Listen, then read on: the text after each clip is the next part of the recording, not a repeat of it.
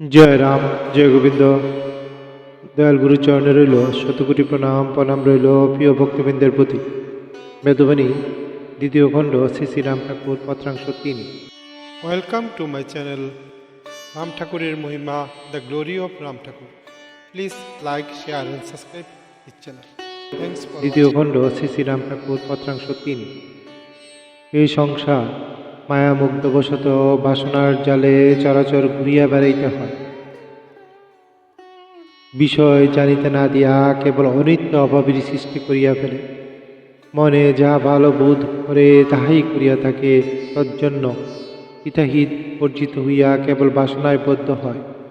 সংসার ক্ষয় যায় না, কেবল জন্ম মৃত্যুর দণ্ড লাভ করে। জয় রাম, জয় গোবিন্দ। পত্রাংশের ব্যাখ্যা নিম্নরূপ।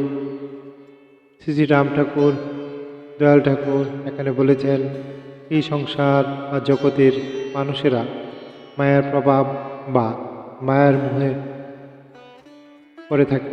মায়া কি?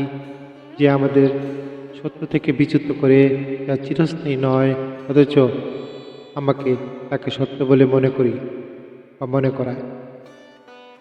মায়ায় মোহিত হয়ে আমরা বাসনার জালে জড়িয়ে পড়ি। বাসনা মানে ইচ্ছা, লালসা, চাওয়া। এই বাসনার টানে মানুষ চিরকাল জন্ম থেকে মৃত্যু পর্যন্ত ঘুরে বেড়ায়। মায়া এমনভাবে কাজ করে যে আমরা সত্যিকারের প্রয়োজন, যা আমাদের মুক্তির জন্য দরকার, তা আমরা বুঝতে পারি না।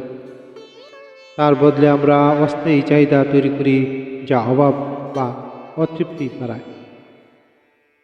মনে যা কিছু ভালো লাগে সেটাই করতে থাকে। কি উচিত কি অনুচিত, হিতাহিত তা বিচার করে না। এর ফল কি হয়? মানুষ শুধু বাসনায় বদ্ধ হয়ে পড়ে, মুক্তি পায় না। সংসার আবর্তনে জন্ম মৃত্যুর চক্র কখনো শেষ হয় না। কেবল জন্ম নিয়েই মরে, আবার জন্ম নেই, এইভাবে দণ্ডভোগ করতে হয়। জয় রাম, জয় গোবিন্দ। ভবিষ্যৎমুখী ব্যাখ্যা। ভবিষ্যতের মানুষ আরও বেশি ভোগবাদী হবে।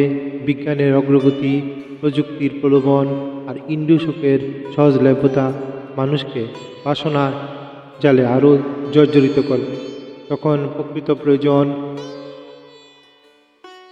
আত্মিক মুক্তি বা চিরস্থায়ী আনন্দ ভুলে গিয়ে মানুষ ক্ষণস্থায়ী সুখের পেছনে দৌড়াবে। তবু প্রকৃত শান্তি পাবে না।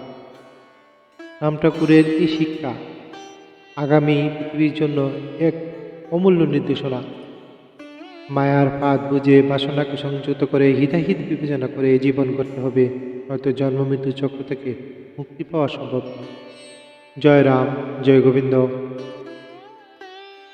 মায়ার বাসনার জালে